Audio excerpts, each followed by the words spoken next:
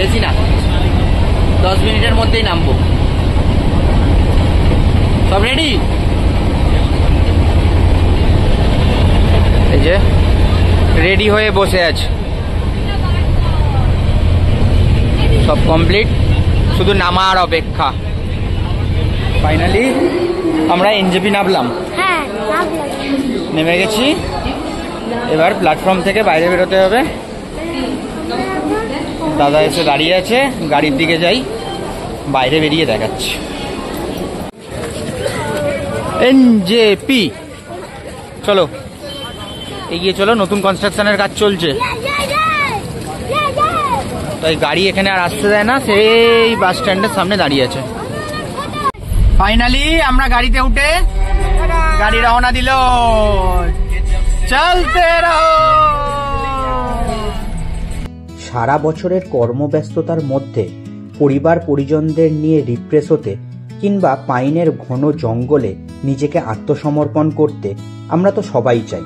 আর হাতের কাছেই যখন আছে উত্তরবঙ্গ, তাহলে আর চিন্তা কিসের? পাহাড় হলো বাঙালির কাছে এক অন্য লেভেলের ইমোশন। আজ পাহাড় হলো বাঙালির ছুটি কাটানোর অন্যতম ডেস্টিনেশন। তবে দার্জিলিংয়ের ভিড় এড়িয়ে বাঙালি উত্তরবঙ্গের গ্রামাঞ্চলকে রেখেছে নিজের পছন্দের লিস্টে। ছোট্ট একটা ট্যুর প্ল্যান, সপ্তাহ শেষে ছুটির দেশে টিকিট কেটে ট্রেনে উঠে পড়া, এক রাত ট্রেন জার্নি করার পরে পৌঁছে যাওয়া। চারিদিকে পাহাড়ে ঘেরা ঘন জঙ্গলের মাঝে ছোট্ট একটা হোমস্টে, পাখির ডাক, পাহাড়ি ফুলের ছোট্ট গাছ, ছোট্ট ছোট্ট চা বাগান, আর দুদিনের শান্তির ঘুম।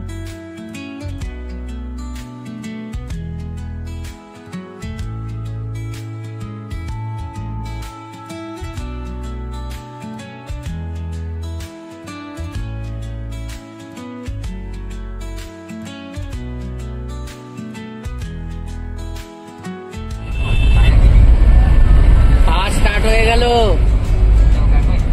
ঝিমিয়ে থাকলে হবে, এবার উঠে পড়ো। ঘুম পাচ্ছে। চা বাগানের বুক চিরে রাস্তার উপর দিয়ে আমরা এখন ছুটে চলেছি, আর এই দূরে পাহাড়ের শুরু। ফোনের ক্যামেরার চোখে যদিও আসছে না, দৃশ্যই আলাদা।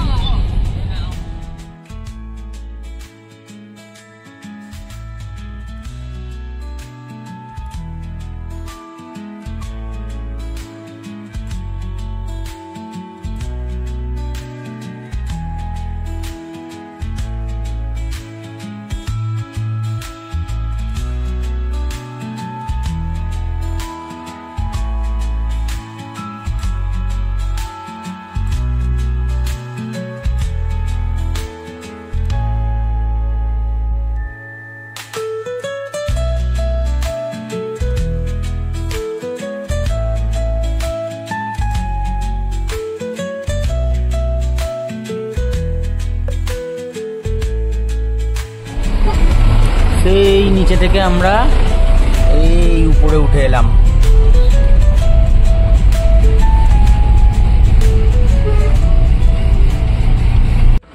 কেমন লাগছে বলো? দারুণ। দারুণ। আর কিছু? আর কিছু না। তোমার কেমন লাগছে গো? বলো বলো কেমন লাগছে? নতুনত্ব জিনিস নতুনত্ব লাগবে। ঠিক ঠিক ঠিক। গতবারের সেই পুরানো হোটেল মনে পড়ছে কিছু?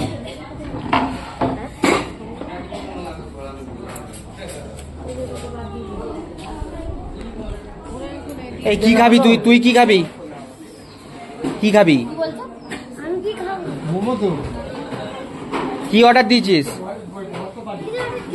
কি এখনো অর্ডার দিয়েছিস? মানে এসে চা আর কিচ্ছু না? মোমোর সঙ্গে চা? শুধু মোমো?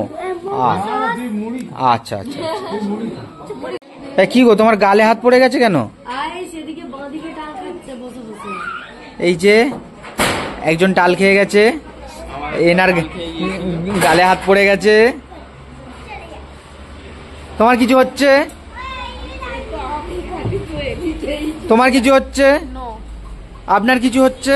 কিছু না? এতে কিছুই হবে না। আলটিমেট এলো খাবার। দেখি এটা বড্ড গরম তো, এটা খেয়ে এবারে দেখি মাথাটা পুরো কম। গরম, আস্তে আস্তে খাও।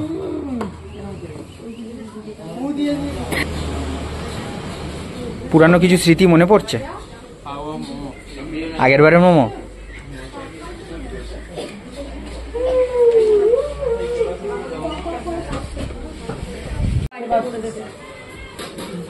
কেমন মোমো, কেমন?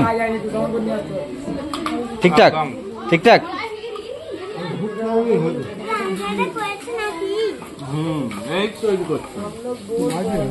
মোমোটাকে এরকম করে কেটে, হ্যাঁ এরকম করে একটু করে আচার নিয়ে এতে দিয়ে, আচ্ছা, আর এরকম করে নিয়ে এরকম করে গালে করতে হয়। আবার প্রচন্ড গরম।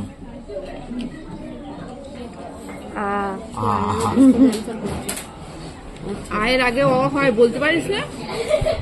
না, ও তো বন্ধ পরিচয় তৃতীয়বার পড়েছে। Yummy yummy. খামুটি দিয়ে গরমটা পড়েছে। হ্যাঁ, তুই খাচ্ছিস না ভিডিও দেখছিস? এই কি রে, এখনো কতটা ম্যাগি পড়ে? খা তাড়াতাড়ি, গাড়ি ছেড়ে দেবে।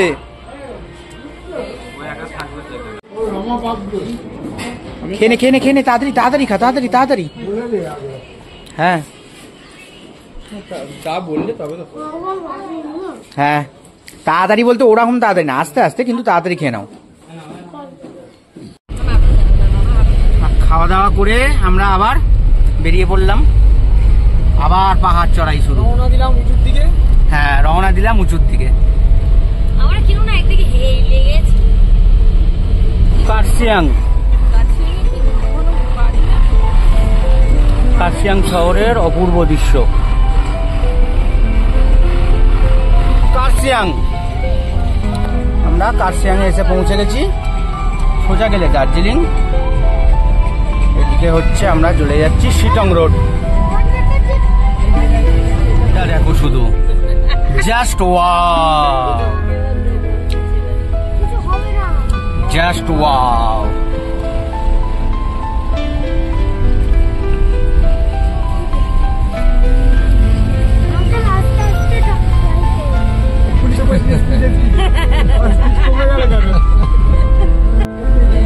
इस औरत को ध्यान से देखिए। বলুন না, এটা মানে ওই সুন্দরবনই ভালো। তাই রিয়াকশন, শুধু রিয়াকশন দেখো। এই হচ্ছে রোডের দৃশ্য।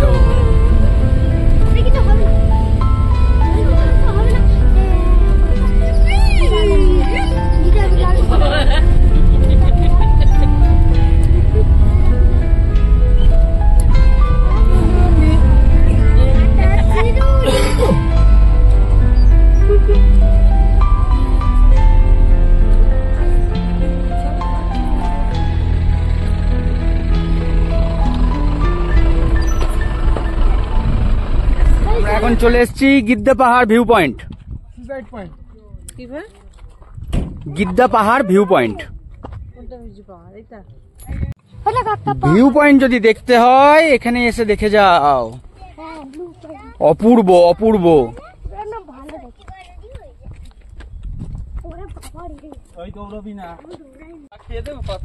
কেমন লাগছে? হেভি।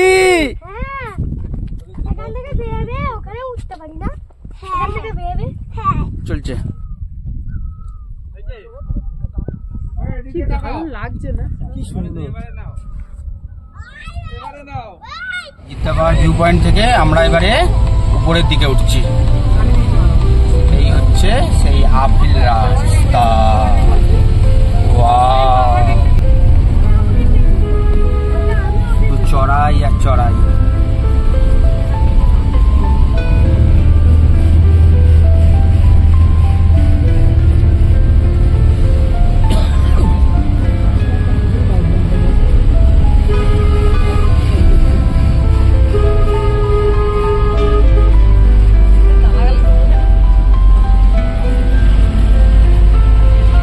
এরপরে আমরা চলে এসেছি নেতাজি মিউজিয়াম। মিউজিয়াম।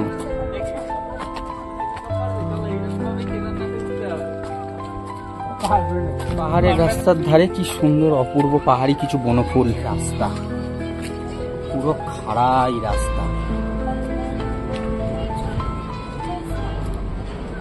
আমরা এখন চলে এসেছি নেতাজি মিউজিয়াম। 1922 সালে নেতাজির দাদা শরৎচন্দ্র বোস এই বাড়িটি কেনেন। 1933 থেকে 1935 সাল পর্যন্ত এই বাড়িতে শরৎচন্দ্র বোস থাকতেন এবং নেতাজিও তার সঙ্গে এখানে থাকতেন।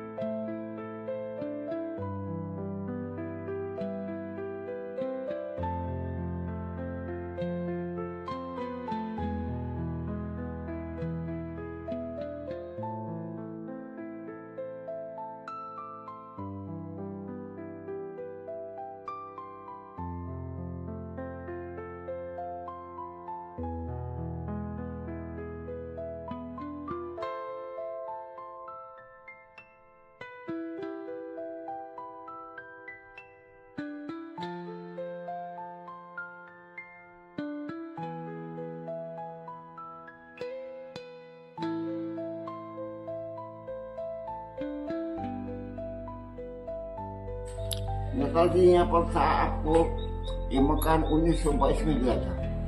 1922 से लेकर के 1934 तक उनका परिवार नेताजी यहाँ पर आना जाना था।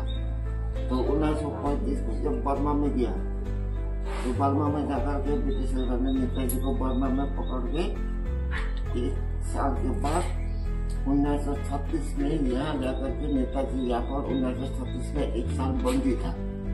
तो 1937 के लास्ट में ऐसे नेताजी रात का रात गायब हो गया। तो अभी फिर लौट करके नहीं आया यहाँ पर। तो उन लोग का परिवार 1922 से लेकर के 1938 तक उन लोग यहाँ पर था। तो 1937 में नेताजी एक बार आकर के 2 दिन ठहर करके नेताजी निकल गया। तो फिर नेताजी अभी तक नहीं आया। तो कोलकाता एक जितना उन लोग का बाल बच्चे थे 1938 के बाद में सब छोड़ करके कोलकाता चला गया। तो बाद में ये मकान पर रहने के लिए नहीं है। और ऐसे पढ़ा था तलाश में 1938 में गवर्नमेंट दे दिया। गवर्नमेंट देने के बाद में इसका थोड़ा तोड़ करके बनाने में मोटा मोटी 2 साल लगा। तो 2001 से एक नेताजी के नाम पर इतना छोटा नेताजी के नाम पर तो भी बना के रखा है। अभी मैं यहाँ पर 1972 फरवरी 14 हूँ। এক রকমের ওটা আর নাবার সময় এক রকমের নাবা, এইটাই তো হচ্ছে পাহাড়ের মজা।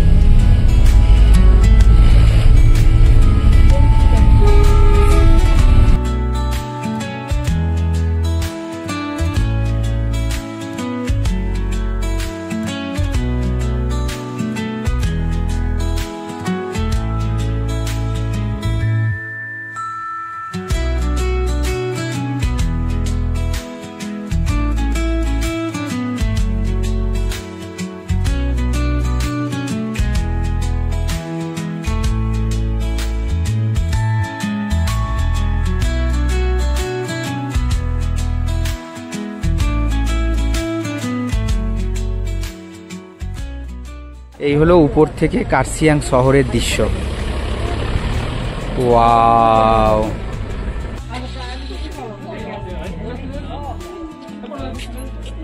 এই হচ্ছে হনুমান টপের ঠিক পিছনের রাস্তা। এটা দিয়ে সোজা এগিয়ে গেলে দারুণ কিছু ভিউজ আছে। তো আমরা আস্তে আস্তে এগিয়ে যাই।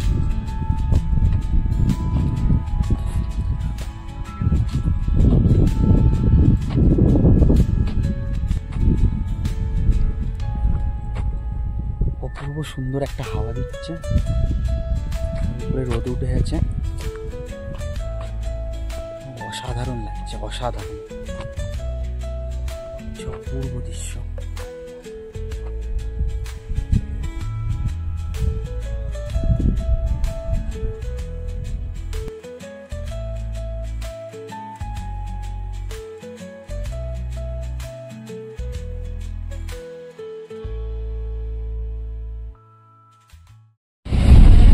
আমরা এখন আছি ডাউহিল রোড, সেই বিখ্যাত haunted Dowhill road.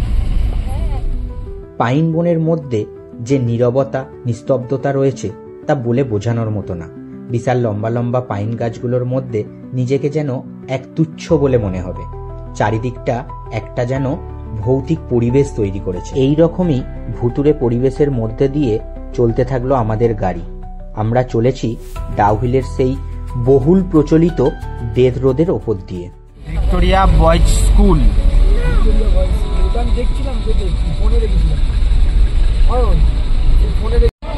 Dowhill school. এই দেখ স্কুল।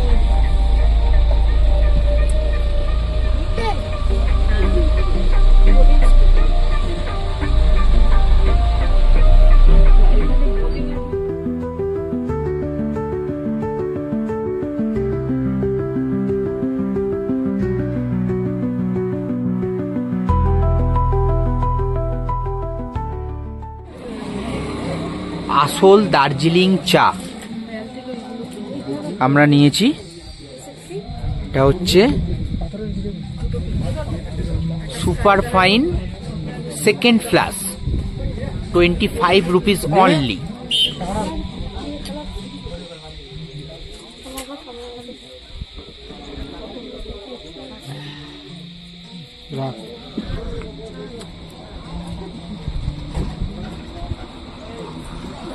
এবার রিভিউ দাও। একটা নাও রিভিউ কেমন বলো? ভালো। ও যে খেলে হ্যালো, এগুলো কি জ্বলছে? হ্যালো হ্যালো, এটা মানে চায়ের যে ফ্লেভার, মানে অরিজিনাল চা যে কি জিনিস এটাতে, সেটাই বোঝা যাচ্ছে। বিক্রি কর। হ্যালো, দারুন দারুন বিক্রি। আমরা এখন চলে এসেছি ডাউহিল ফরেস্ট, পাইন বন। পাইন বনের ঘন জঙ্গল। চলো, সুন্দরভাবে অপূর্ব সাজিয়ে পার্কটাকে অপূর্বভাবে সুন্দর তৈরি করেছে। এই হচ্ছে পাইন ফরেস্টের ভিতরের কিছু দৃশ্য। ছোট্ট একটা পার্কেরই মতো, ছোট্ট ছোট্ট করে বসার জায়গা, একটা ছোট্ট কটেজ, এইখানে একটা ট্রেন, বাচ্চাদের জন্য একটা খুবই সুন্দর জায়গা। আর এই যে ডাস্টবিন, কি সুন্দর পরিকল্পনা না? এই হচ্ছে উপর থেকে নিচের দৃশ্য। আর অসাধারণ হাওয়া চলছে, দারুণ ওয়েদার, দারুণ। আমরা এখন চলে এসেছি চিমনি হেরিটেজ পার্ক, যেটা 1839 সালে ব্রিটিশরা বানিয়েছিল। কিন্তু এখন সেই চিমনিটাই আছে, আর কিছু নেই। সেই চিমনি থেকেই এই জায়গাটার নাম হয় চিমনি হেরিটেজ পার্ক। সেই চিমনিরই অস্তিত্বটা রয়েছে। এই যে সামনে লেখা আছে আই লাভ চিমনি। এই চিমনি থেকেই জায়গাটার নাম হয় চিমনি। হরিণ বাচ্চা, হরিণ বাচ্চাকে আদর করে দিয়েছো, চলে আসো এবার এদিকে। চলো, এগিয়ে চলো।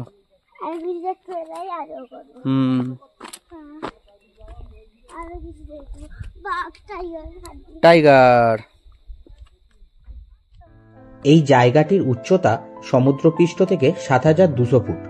1839 সালে ব্রিটিশরা এখানে তৈরি করেছিল একটা বিশাল বাংলো, এবং তার পাশে এই চিমনিটি সেই বাংলোরই একটি অংশ। প্রাকৃতিক কারণে বাংলোটি বিলুপ্ত হয়ে গেলেও এখনো পড়ে আছে এই চিমনিটি।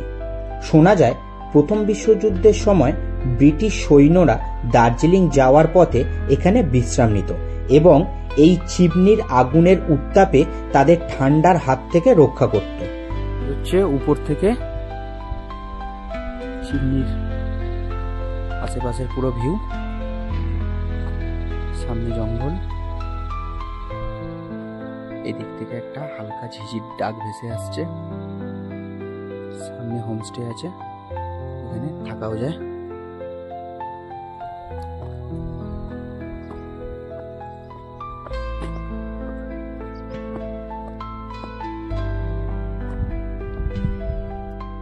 চিমনির সামনের যে বাগানটা আছে, জঙ্গলে চলে এসছি। আস্তে আস্তে উপরের দিকে ওঠা যাক, কি আছে দেখা যাক।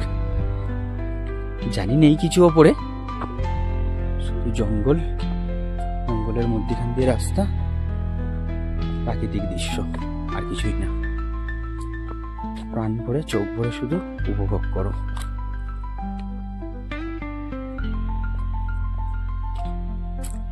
উপর থেকে এই হচ্ছে পাহাড়ের দৃশ্য।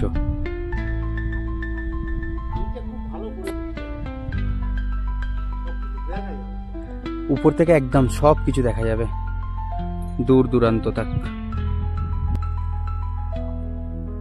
ফাঁকা রাস্তায় কি অপূর্ব সুন্দর লাগছে, কিন্তু বিশেষ করে প্রি ওয়েডিং এর জন্য কিন্তু আইডিয়াল জায়গা, অসাধারণ।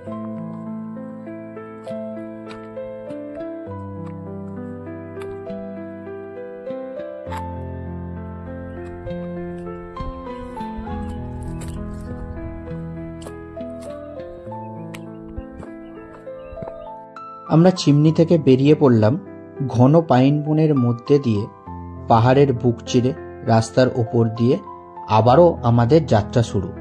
এবারে আমাদের হোমস্টের দিকে যাওয়ার পালা।